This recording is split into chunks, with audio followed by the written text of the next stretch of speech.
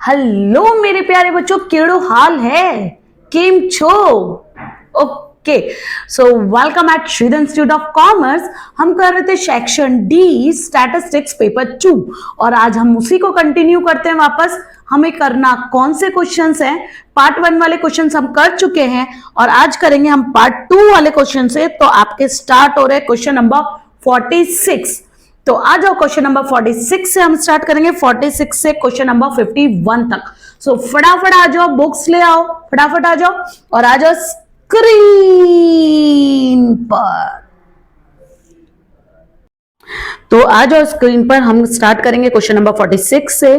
41 to 45 में करवा चुकी हूं, ठीक है, 40 टू 45। अब करते हैं 46। तो आ जाओ फटाफट लिखते हैं 46। क्या पूछा देखो, प्रोबेबिलिटी का है, यू दे रखा है 1 से लेकर 20 तक। Okay, right the set showing the following events. The selected number is the odd number. तो 1 टू 20 में ऑड नंबर क्या होता है ये आपको मैं बताऊंगी या नहीं, बोलो, आपको आता है ना? ओके, तो ये तो आपको पता है, ठीक है, फिर भी मेरे को करवाना तो है ही। तो चलो हम फर्स्ट करते हैं इसका फर्स्ट, ठीक है। पहले यू गिवन क्या है आपको, गिवन फर्स्ट लिखने से पहले गिवन लिख लेना।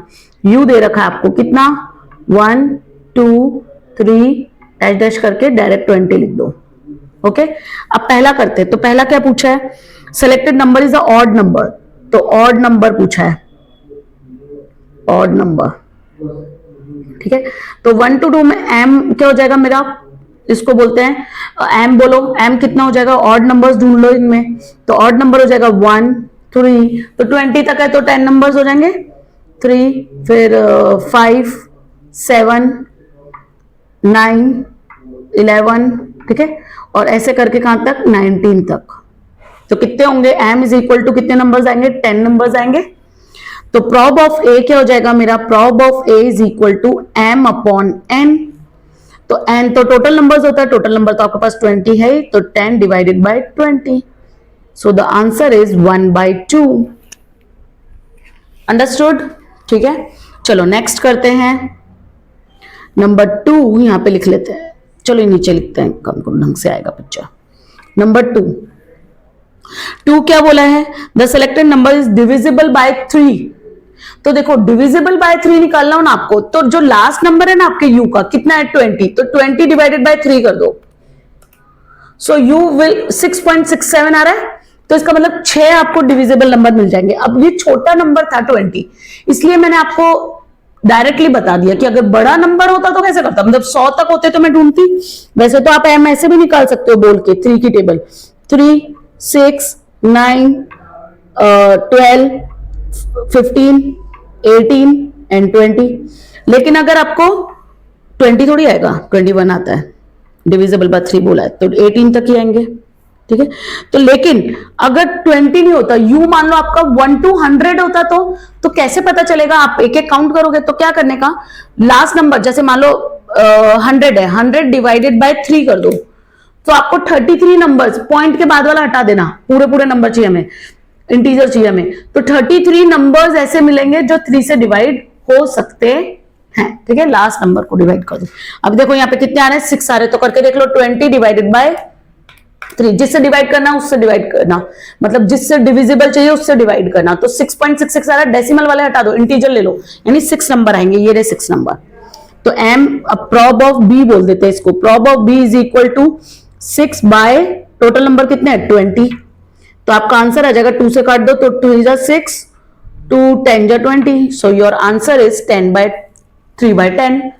ओके, ज्यादा नंबर होते तो क्या करते हैं, जैसे लास्ट नंबर जो होता है, जैसे आपको मान लो 1000 तक के लेने थे, तो 1000 डिवाइडेड बाय 3, तो जितना डेसिमल में जो आगे के डेसिमल छोड़ दो, जो आगे के नंबर आएंगे वो आप उतने नंबर आपके डिविजिबल इजीली हो जाएंगे, ठीक है। थर्ड चलो, थर्ड क्या पूछा है, the selected number is divisible by 3 और 2, यानी 3 से होगा तो भी चलेगा और 2 से होगा तो भी चलेगा। तो selected number is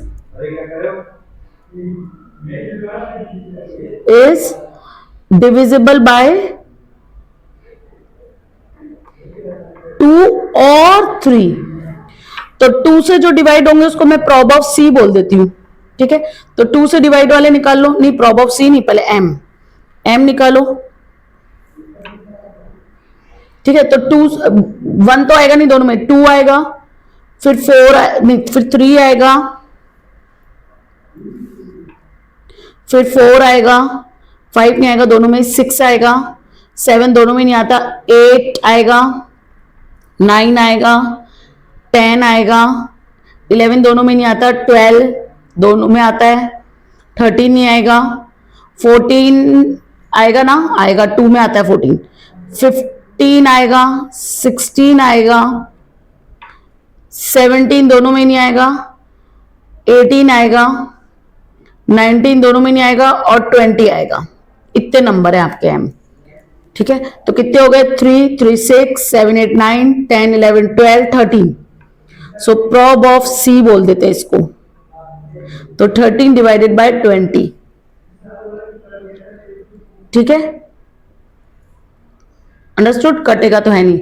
अब दूसरी बात, आप मेरे से ये पूछ सकते हो मैम इसमें बताओ अगर 1000 होते तो u आपका 1 से लेकर 100 होता या 1000 होता तो आप क्या करो, और बोला ना, तो 2 into 3 कर दो, कितना आया, 6 आया। देखो अभी निकाल के बताती हूँ, जो दो नंबर बोल रखे ना उन दोनों को एक साथ इंटू कर दो, कितना आया, 6 आया।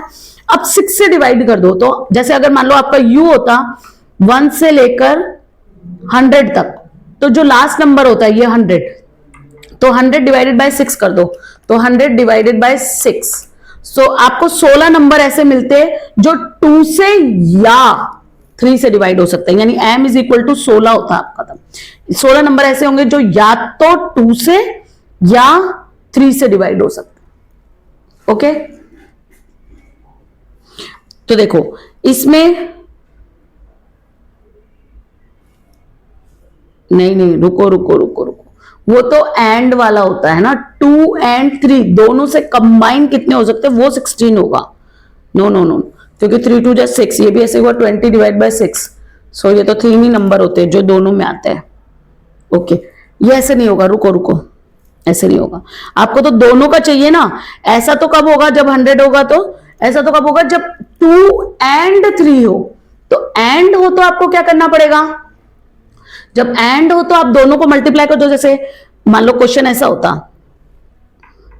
2 and 3, सो 2 and 3 होता तो मैं दोनों को मल्टीप्लाई कर देती, तो 2 is 6, तो 100 डिवाइड बाय 6 कर देती, तो 100 डिवाइडेड बाय 6। तो आपके 16 नंबर, डेसिमल वाला हटा दो, 16 नंबर ऐसे होते हैं जो 2 and 3 दोनों में आते हैं। लेकिन ये जो और वाला है, इसमें आपको पहले ए का निकालना पड़ेगा, फिर 2 का निकालना पड़ेगा, फिर 3 का निकालना पड़ेगा, और उसमें से कॉमन वाले हटाने पड़ेंगे। तो देखो उसको कैसे करेंगे, तो पहले आप 2 का निकालो, तो आप 100 डिवाइडेड बाय 2 करो, तो कितने नंबर आए, 50 नंबर आएंगे। तो 2 से डिविजिबल कितने नंबर होंगे, 50। 3 से डिविजिबल निकालो, 100 डिवाइडेड बाय 3, तो आएंगे आपके 33.33। अब दोनों के कॉमन निकालो, तो कॉमन आएंगे 16, जब दोनों से डिवाइड होते हैं वो कितने नंबर आएंगे, 16। तो आप एक काम करो, 50 प्लस 33 माइनस 16 होल नंबर लेना है हमें, तो ऐसे टोटल नंबर रहेंगे 67। ठीक है, तो आपको क्या, ये नहीं लेना डेसिमल वाला, आपको क्या करना है, दोनों के प्लस करना है, क्योंकि हम क्या करते हैं प्रॉब ऑफ ए। तो प्रॉब ऑफ ए आया आपका 50 बाय, ऐसे लिख लो जैसे फॉर्मूले में लिखते हो, प्रॉब ऑफ ए आया 50 बाय आपका 100, प्लस प्रॉब ऑफ बी वो आया 33 बाय 100, माइनस इंटरसेक्शन, तो इंटरसेक्शन आ रहा है आपका 16 बाय 100, ये इंटरसेक्शन था, ये जो दोनों में आते हैं। ठीक है, ऐसे निकलेगा। तो आपका आएगा 50 माइनस 33, नहीं sorry 50 plus 33 minus 16, so you will gate 67। तो आंसर आता है 67 बाय 100। आप बोलो मैम प्रूव करके दिखाओ, तो अपने क्वेश्चन में एक बार प्रूव करके देख लेते हैं। तो पहले प्रॉब ऑफ ए निकालो, जो 2 से डिवाइड होते हैं, तो वो कितने आते हैं, 2 से डिवाइड होते हैं तो 20 तक में 10 नंबर आते, तो 10 बाय 20। जो 3 से डिवाइड होते हैं तो 20 divided by 3, so you will get 6 number, 6 by 20। ये हो गए जो 2 से डिवाइड होते हैं, ये हो गए जो 3 से डिवाइड होते हैं। अब इंटरसेक्शन कॉमन, तो 20 डिवाइडेड बाय 6 कर दो, 3 2 6, तो 20 divide by 6, so you will gate 3 number, तो माइनस कर दो उसमें से 3 बाय 20, ठीक है, तो डिनोमिनेटर तो सबका इक्वल ही है, तो आप सिर्फ ऊपर वाला टोटल कर दो। तो 10 + 6 - 3, सो यू विल गेट 13/20। तो देखो क्या आपका आंसर कॉमन है क्या? यस कॉमन है, देख लो। ठीक है, तो अगर आपका ये नंबर अगर बड़े होते तो फिर हम फॉर्मूला लगाते, prob of A plus prob of B minus prob of A intersection B, ऐसा। ये प्रॉब ऑफ ए नहीं है, ये आप निकालते prob of A union B. ठीक है, फिर क्या निकालते हैं आप? Prob of A union B निकालते हैं। ये ए यूनियन बी निकाला मैंने। ठीक है, चलो ये हटा देती हूँ। ये वर्किंग नोट मैंने आपको समझाने के लिए किया था, अगर बड़ा नंबर हो तो कैसे सॉल्व करना है। ये तो ठीक है, छोटा नंबर था इसलिए हमने लिख लिया था, लेकिन अगर बड़ा नंबर हो तो हम कैसे करेंगे? ऐसे करेंगे, इस तरीके से। ठीक है, यूनियन निकाल लेंगे।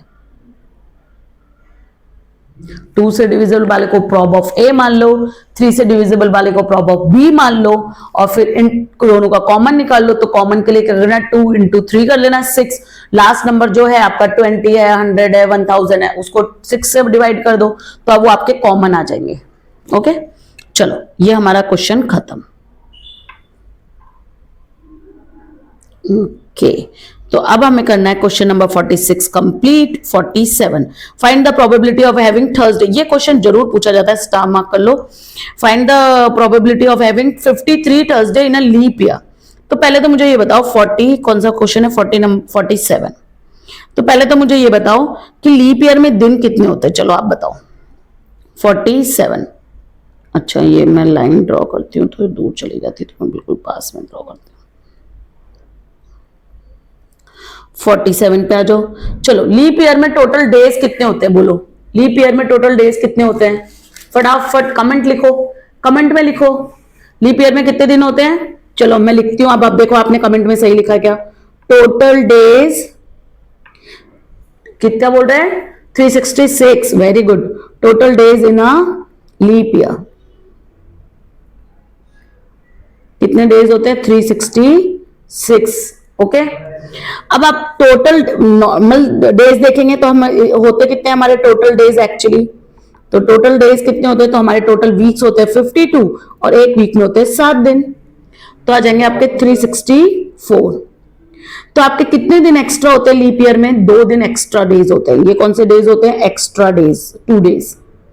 ठीक है, अब ये 2 दिन क्या क्या हो सकते हैं? ये 2 दिन क्या क्या हो सकते हैं? तो उसको बोलेंगे number of days favourable outcome, या डेज विच आर फेवरेबल। ठीक है, तो ये क्या क्या हो सकते हैं? ये 2 दिन, मंडे ट्यूसडे क्या आपका फेवरेबल है? नहीं। ट्यूसडे वेनसडे क्या आपका फेवरेबल है? नहीं।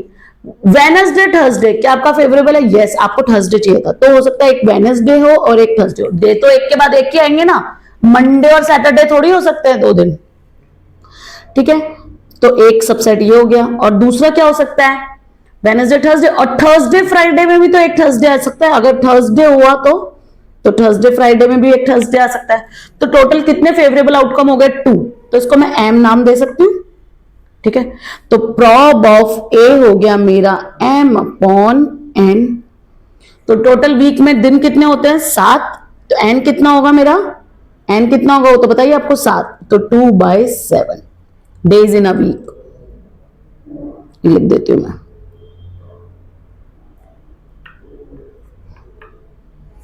ठीक है, तो 2/7। चलो ले लो स्क्रीनशॉट। 47 कंप्लीट, बस इतना ही है। चलो 48 इधर करते हैं हम। 48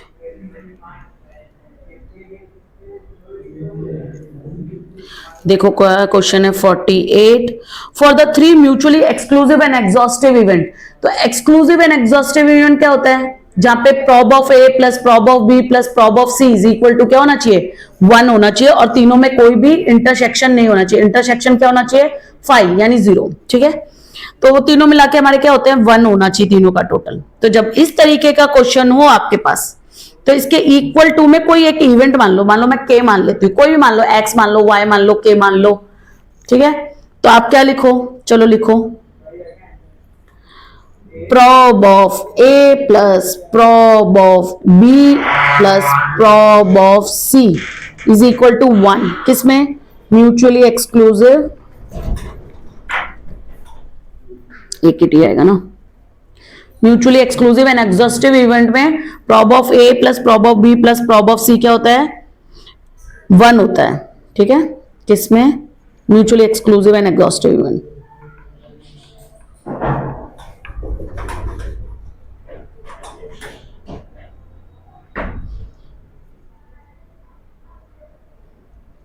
मैं से लिख देती हूँ शॉर्ट में.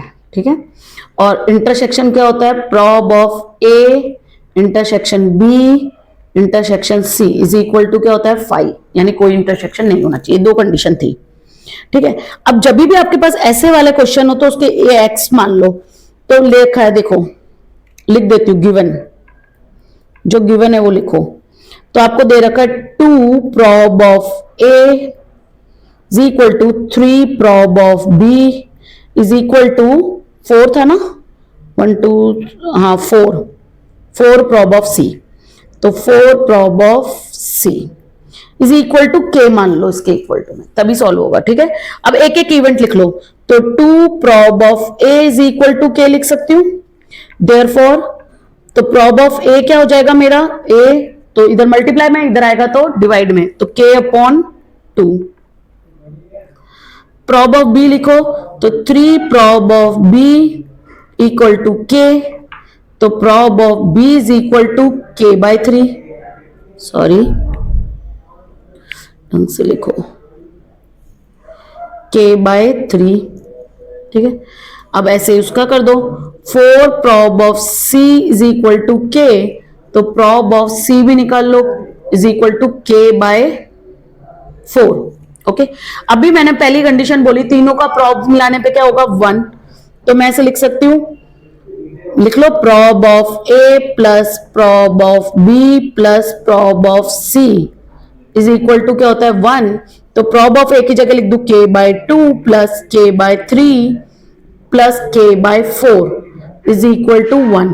ठीक है, एलसीएम लेके सॉल्व करो तो आपका इधर एलसीएम आएगा 12 13 आएगा. कितना आएगा? एक काम करो, 12 आएगा. 4 3 12, 2 तो उसके टेबल में आ जाता है, 12 आ जाएगा. नहीं, अगर आपको एलसीएम निकालना नहीं आता तो तीनों को मल्टीप्लाई कर दो डिनोमिनेटर को. ठीक है, 2 6 12, तो यहां पे आ जाएगा 6 के. 2 6 12, तो इंटू 6. 3 4 12, इंटू 4. 4 3 12, तो इंटू 3. ठीक है, प्लस 4 के प्लस 3 के इज इक्वल टू 1. ओके, 12 उधर फेंको और ये तीनों के प्लस कर दो, तो हो जाएगा 13 के इज इक्वल टू 12. तो के इज इक्वल टू आ गया 12 बाय 13. के की वैल्यू मिल गई आपको.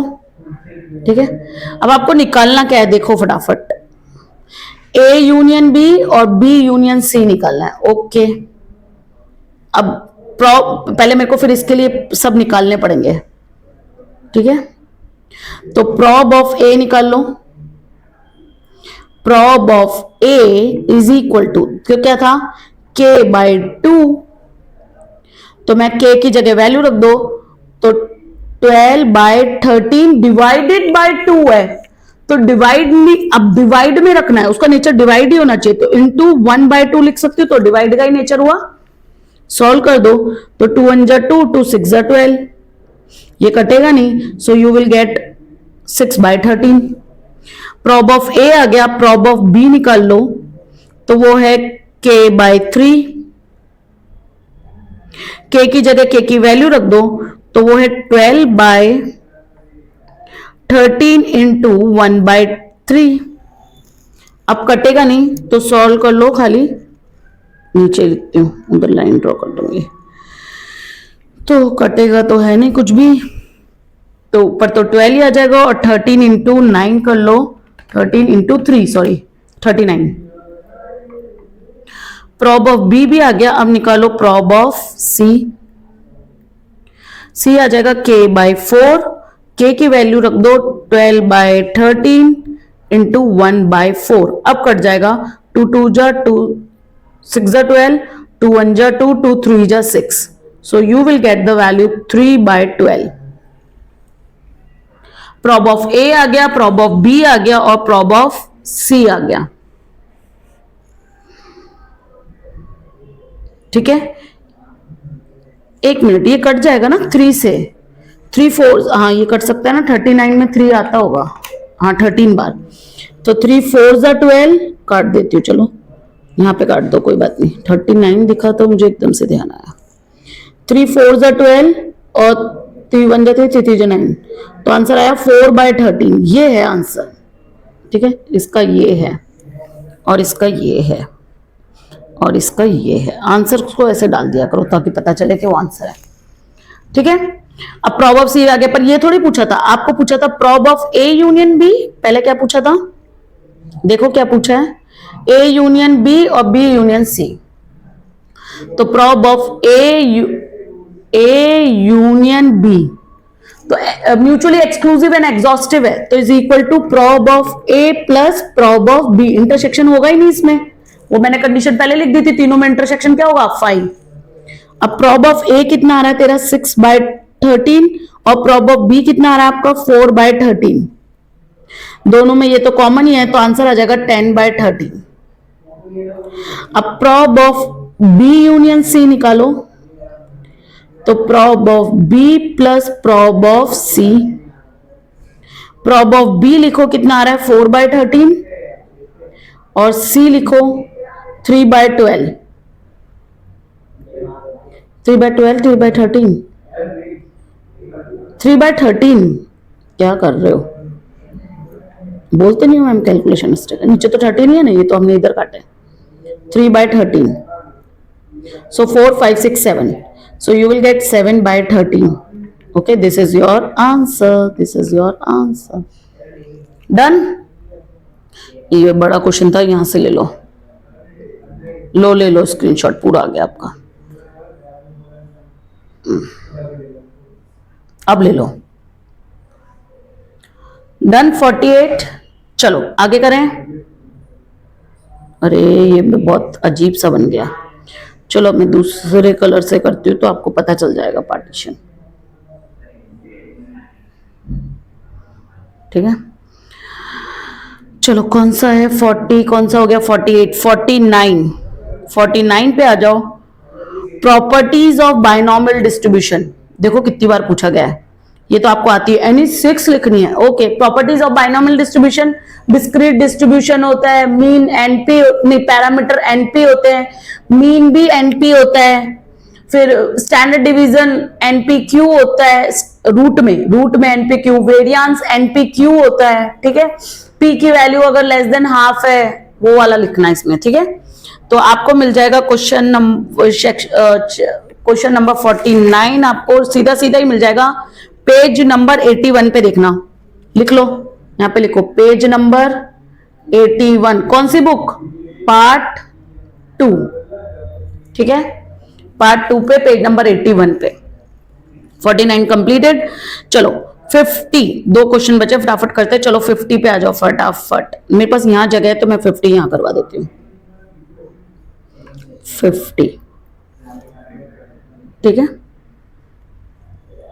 चलो 50 में क्या बोला है, a person has a kept 4 cars to run on a rent. The probability that any car rented is during the day is 3.5. Find the probability that more than 1 but less than 4. जब more than 1 और less than यानी x की value दे रखी है आपको, वो more than 1 होना चाहिए, यानी 2 3, बस more than 1 but less than 4, तो 2 3, तो आपको x की वैल्यू क्या लेनी है, 2 and 3 लेनी है। ठीक है, are rented during a day. ठीक है, चलो स्टार्ट करो फटाफट, स्टार्ट करो आपका क्वेश्चन, चलो फटाफट स्टार्ट करते हैं। तो आप क्या लिखो, x को मान लो वो दिन है ना जिसपे आप रेंट कर सकते हो, तो let x is equal to the days, let the day, उल्टा लिखो, एक काम करो, let the days on which car can be rented is equal to x, तो is equal to 1 and नहीं, मोर देन 1 बोला ना, 2 and 3, 2 and 3, ठीक है। तो x की वैल्यू क्या होनी चाहिए मेरे, 2 और 3 होनी चाहिए। n कितना दे रखा है, कितनी कार है मेरे पास, 4 कार है, ठीक है। याद आया आपको ये क्वेश्चन कौन सा लिखना है, तो P आपको प्रोबेबिलिटी भी दे रखी है, तो P आप मान लो जब रेंट पर कार जा रही है, जो क्वेश्चन में पूछा गया है सक्सेस, उसको P बोलते हैं। तो क्वेश्चन में जो पूछा गया हमें तो मार्क्स तभी मिलेंगे, तो जो क्वेश्चन में पूछा गया उसको P बोलते हैं।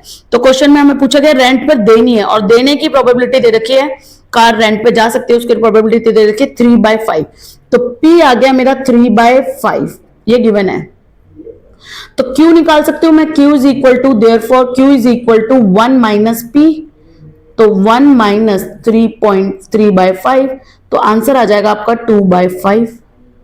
ओके, अब P भी आ गया, Q भी आ गया, खाली आप वैल्यू रख दो। तो फॉर्मूला बोलो, फॉर्मूला बोलो, NCX, क्या फॉर्मूला होता है बोलो, तो ऐसे लिख देना, पहले ऐसे लिख लो, एक काम करो फॉर्मूला बाद में लिखना, पहले लिखो नाउ, आपको क्या करना है, प्रोबेबिलिटी निकालनी है जब 2 हो x की वैल्यू प्लस x की वैल्यू क्या हो, 3 हो, ठीक है, ऐसे लिखना पहले। अब फॉर्मूला लिखो, NCX P की पावर x और Q की power n minus x, n आपको गिवन है, ये गिवन लिख लो यहां पे, गिवन n आपको गिवन है 4, C की वैल्यू क्या, x की वैल्यू क्या लेनी है पहले 2, P कितना है आपका 3/5, 3 ब्रैकेट में रखना ताकि गड़बड़ ना हो, x कितना है आपका 2 और Q कितना है 2/5 और n माइनस x, तो वो आएगा 4 माइनस 2, ठीक है, प्लस दूसरा वाला निकालो 3, तो 4C3, 3/5 की पावर x यानी 3 और 2/5 की पावर 4 माइनस 3। अब सॉल्व कर लो, खाली सॉल्व कर लो, तो 4C2 कितना होता है, ये आता है ना 11th में सीखा होगा, तो ऊपर करते हैं n factorial upon n minus r factorial और r फैक्टोरियल। तो एक मैं सॉल्व करके दिखा देती हूँ, देखो वर्किंग नोट में, CR, तो इसको लिखते हैं n factorial upon n minus r factorial और r फैक्टोरियल। तो देखो 4 है तो ऊपर आएगा 4 factorial, n minus r is 2 factorial और ये 2 फैक्टोरियल, तो 4 को 2 फैक्टोरियल तक खोल दो, 4 इंटू 3 इंटू 2 फैक्टोरियल लिख देती हूँ आगे, जो 2 फैक्टोरियल से 2 फैक्टोरियल, तो 2 फैक्टोरियल तो 2 ही होता है और एक 2 फैक्टोरियल ही लिख देती हूँ, तो इससे कट गया, 2 1 जा 2, 2 2 जा 4, 6, तो कितना आता है ये वाला 6 आता है, ठीक है, ऐसे करते हैं सॉल्व, ये 11th का पार्ट है। तो यहाँ पे आएगा 6, 3/5, थोड़ा छोटा लिखो, एक मिनट रुको, 6, 3/5 की पावर 2, तो 3 3 जा 9, 3 डिवाइडेड बाय 5, 0.6 की पावर लिखोगे, ऐसे कर दो, 3 3 जा 9 और 5 5 जा 25, ये 9 है, ठीक है, इधर भी कर दो, 4 माइनस 2 इज 2, तो 2 2 जा 4, 2 पावर आएगा ना, और 5 5 जा 25 प्लस, अब ऐसे कैसे NC3 निकालो, ऐसे कैसे NC3 निकालो, तो 4 आएगा, अब 3/5 की पावर 3, तो इंटू 3/5 इंटू 3/5, ठीक है, तो आ जाएगा 3 3 जा 9, 9 3 जा 27, तो 27 डिवाइडेड बाय 5 5 जा 25, 25 इंटू 5 इज 125, और वहां पे पावर में बचेगा 1, 4 माइनस 3 इज 1, तो 2/5 ही आ जाएगा। कुछ कट रहा है तो काट दो, नहीं कट रहा तो डिवाइड कर, खाली डिवाइड करके सॉर्ट आउट कर दो, कुछ कट रहा है तो काट दो, नहीं कट रहा तो डिवाइड करके सॉर्ट आउट कर दो, तो पूरा या तो सॉल्व कर दो या डिवाइड करके सॉर्ट आउट कर दो, ठीक है। तो मैं एक काम करती हूँ, कैलसी से सॉल्व कर देती हूँ फटाफट, 25, तो यहाँ पे आएगा 6 इंटू 0.36 इंटू 4 डिवाइडेड बाय 25, सो अरे 4 divided by 25, so 0.16 plus 4 into 27 divided by 125, So you will get 0.216 or 2 divided by 5. So you will get 0.4. 5 4 20. अब सॉल्व कर दो तो ये यहाँ पे रुको, मैं यहाँ पे लिखती हूँ 6 into 0.36 into 0.16. So you will get 0.3456 plus वो भी कर दो 4 into 0.216 into 0.4. So you will gate 0.3456. अब दोनों को प्लस कर दो तो आपका आ जाएगा 0.6912. जीटी दबा लेना, ठीक है. So this is your answer. ये वर्किंग नोट है, ये तो मैंने आपको समझाने के लिए किया, ठीक है. और ये वाला तो रबी कर दो. तो ले लो स्क्रीनशॉट फटाफट. थोड़ा बड़ा करूं, लो दिखेगा आपको. ये नीचे वाला तो आपको आता ही है. ले लो 50. डन. चलो 51 करते हैं, तो यहां कर लेते हैं 51. देखो 51 क्या है. Determine whether the function y is equal two is increasing और डिक्रीजिंग. डेरिवेटिव का, डिफरेंशिएशन का, एट x माइन, अरे अरे रुको रुको रुको, x -4 और x इज इक्वल टू 4. तो आपको क्या निकालना है इसका, इंक्रीजिंग डिक्रीजिंग फंक्शन. सो इंक्रीजिंग डिक्रीजिंग फंक्शन के लिए आपको याद हो तो आप पहले dy अपॉन dx क्या होना चाहिए आपका, लेस देन 0 हो, है ना, 0 से कम हो, यानी माइनस में आ रहा हो, तो वो डिक्रीजिंग फंक्शन होता है. और dy अपॉन dx अगर मोर देन 0 हो तो वो इंक्रीजिंग फंक्शन होता है, ठीक है. तो देख लेते हैं, पहले dy dx निकालना पड़ेगा. तो पहले गिवन क्या है, y इज इक्वल टू क्या दे रखा है आपको, देखो 3 + 2x 3 + 2x + 7x स्क्वायर, यही दे रखा है, देखो. हाँ ठीक है. इसका dy अपॉन dx करो, dy अपॉन dx करो, ठीक है. तो 3 का तो 0 हो जाएगा, 2x का 2 बच जाएगा, और पावर आगे आएगी तो 7 2 = 14 और 2 - 1 तो 1 पावर बच जाएगा, तो 14x, ठीक है. ये डेरिवेटिव हो गया. अब वैल्यू पुट कर दो. Putting the value x is equal to क्या करना है, पहले -4 रख के देखो किसमें, dy dx में. तो dy upon dx is equal to 2 + 4, एक मिनट, 14 लिखो पहले, 14 इंटू -4. ये सब प्लस में ना. अरे एक मिनट रुको, मैंने वैल्यू तो देखी, रुको, ये यहाँ पे माइनस में है, 2x माइनस था, तो यहाँ पे भी क्या में आएगा, माइनस में आएगा, ठीक है. अब तो यहाँ पे भी क्या में आएगा, माइनस में आएगा, ठीक है.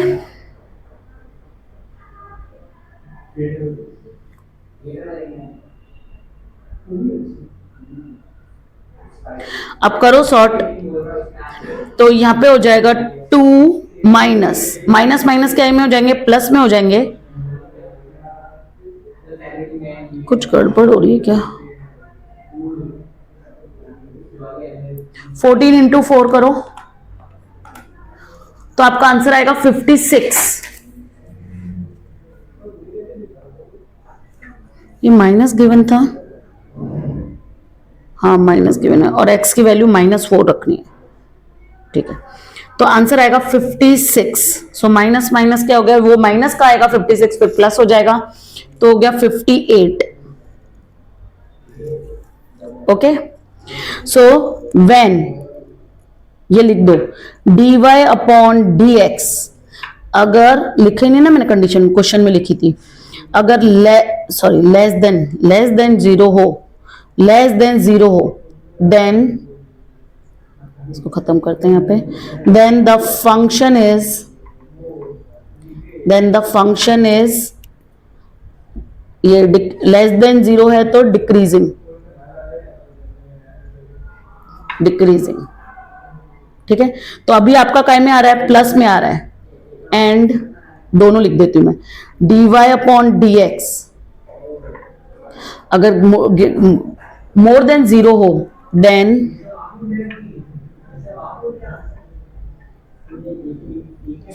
Function is increasing function.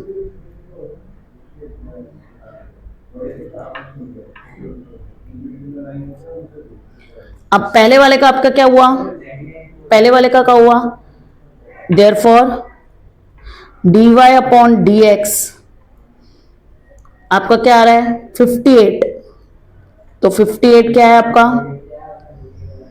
0 से बड़ा है ना, तो 0 से अगर बड़ा हो मतलब dy अपॉन dx 0 से अगर छोटा है तो डिक्रीजिंग और इंक्रीजिंग इज इक्वल टू 58 है आपका, तो इट इज अ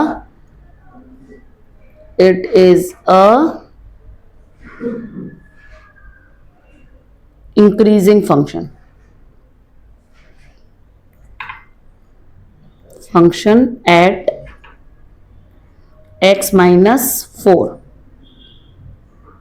नहीं रुको, x इक्वल टू -4, ठीक है, एक आंसर दे दिया, अब दूसरा दो, फिर पुटिंग द वैल्यू, एक और लिखनी है ना, x इज इक्वल टू क्या रखना है 4 रखना है, ठीक है, तो रखो 4 dy अपॉन dx में, तो आपका आ रहा था 2 minus 14, so dy upon dx is equal to आ रहा था dy upon dx is equal to आ रहा था 2 minus 14x, so is equal to 2 minus 14 into 4, 56 आएगा वो, तो 2 माइनस 56, सो आ जाएगा 54 माइनस का, ठीक है, therefore it is less than 0, 0 से कम है, hence it is a increasing function, decreasing function. अब कंडीशन वापस लिखने की जरूरत नहीं है, पर लिख चुके हैं, function at x is equal to 4, ठीक है, ये लिखना जरूरी है लाइन। चलो ले लो, क्वेश्चन नंबर कौन सा है आपका 51, आपको मैंने ऐसे लिखा है इसलिए आपको ऐसे लेना पड़ेगा, एक काम करो ले लो ऐसे, बड़ा करूं, एक काम करो फिर 2 बार में लो, पहले इतना ले लो, इतना ले लो पहले, ठीक है, अब इतना ले लो, कंडीशन नहीं लिखूंगी तो आपको पता कैसे चलेगा कि क्या क्यों आया ऐसा, ठीक है, चलो यहां पे नोट लिख दो, ओके,